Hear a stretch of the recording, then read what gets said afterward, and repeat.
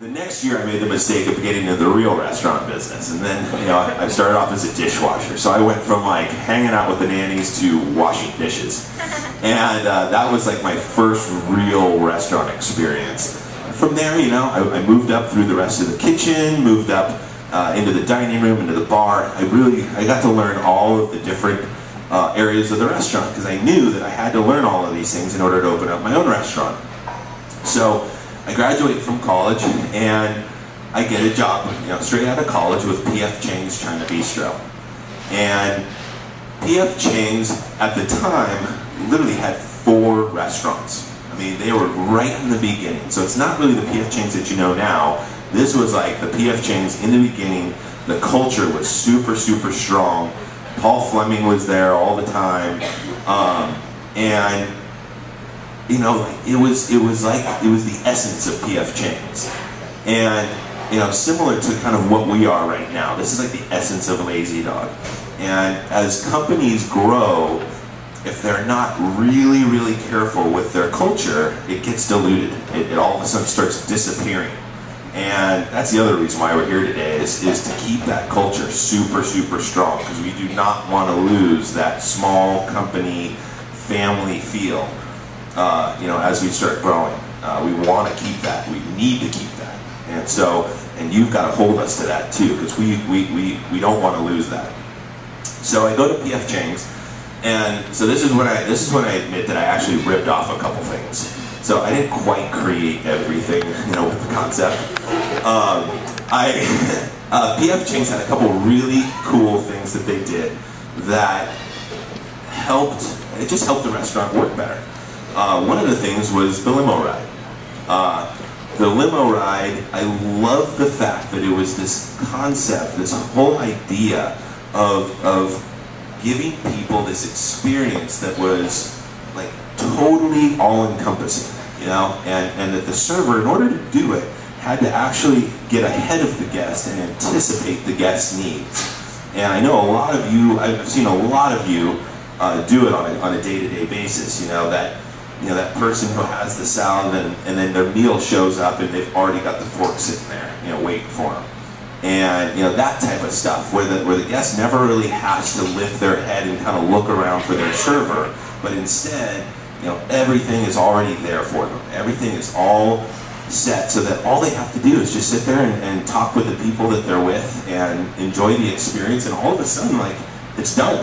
And they're like, wow, that was incredible. I never had to ask for a refill. I never had to ask for my server. I mean, everything was already there. And it's that seamless service that gets people so excited about coming back to Lazy Dog. And I think that's definitely one of the things that differentiates us, is that seamless, incredible service it's hard to find out there. There are not many restaurants that are doing this. And so it makes us different in people's minds. The second thing that P.F. Chang's had was the red light, green light. And I loved the red light, green light because it created a sense of community in the restaurant. And in order for the whole restaurant to do well, everybody had to do their part. You could not have somebody that wasn't doing their running side work. Because once one person started letting the whole team down, the whole thing crumbled. And red light, green light was just a great way to remind people that, hey, when you use that last coffee cup, you've got to go get a whole other rack of coffee cups. If you use the last drop of coffee, you have got to make another pot of coffee, because you know what? It could be you coming to that pot of coffee.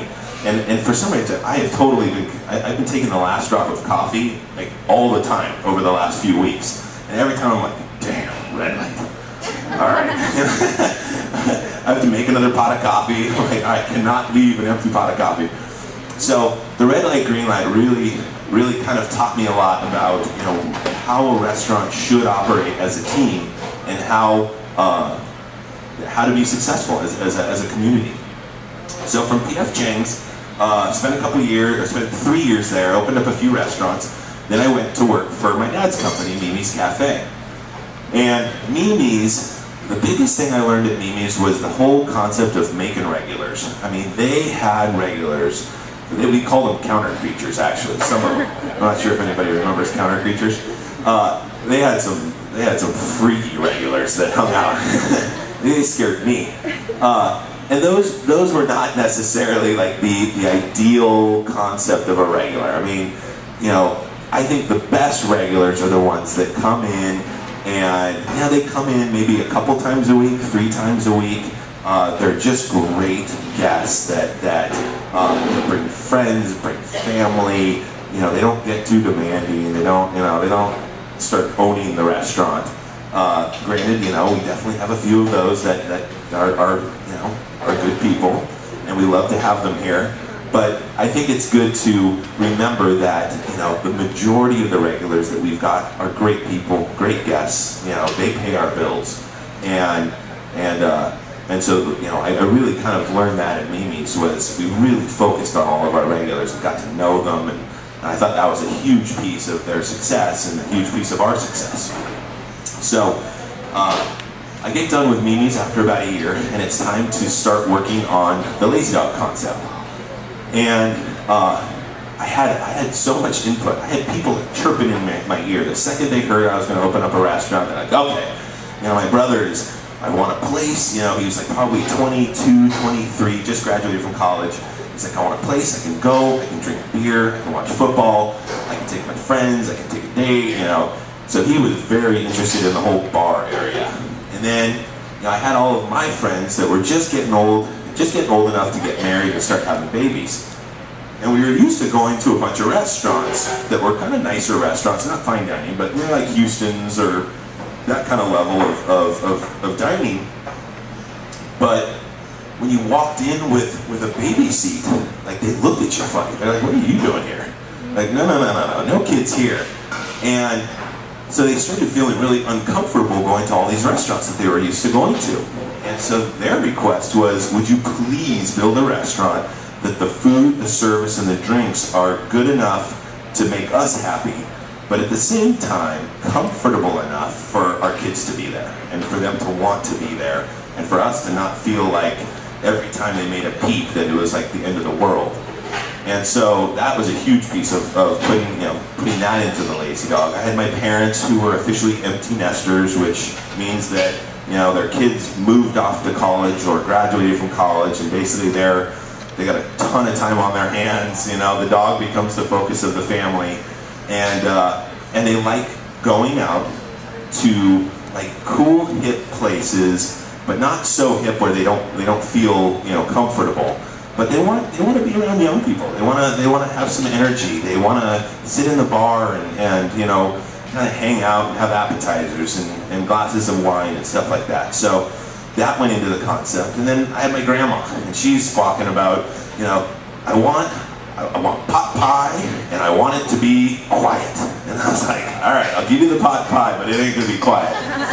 And so she comes in about 3:30, you know. You gotta have them come in way early when it's nice and quiet. But she loves the pot pie. So that is where, you know, Something for Always, Something for Everyone was born, was this idea that we could take all of these groups of people and make them feel comfortable and actually cater to each one of them. I mean, I was in Torrance, you know, about a year ago, and I was walking around the room, and first there's this party of 5-year-old girls with little, you know, all of them had tiaras on, and they were doing the build your own pizzas, and it was a 5-year-old birthday party. And this is, you know, the little girl chose Lazy Dog Cafe for it.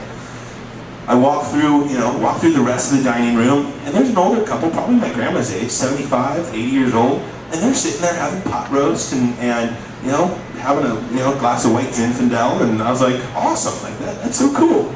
So then I continued through, and there's guys doing Patron shots in the bar, and it's a 21st birthday party. I'm like, this is so cool. Like, we are able to do all of this in the same exact restaurant, and everybody has totally different agendas tonight.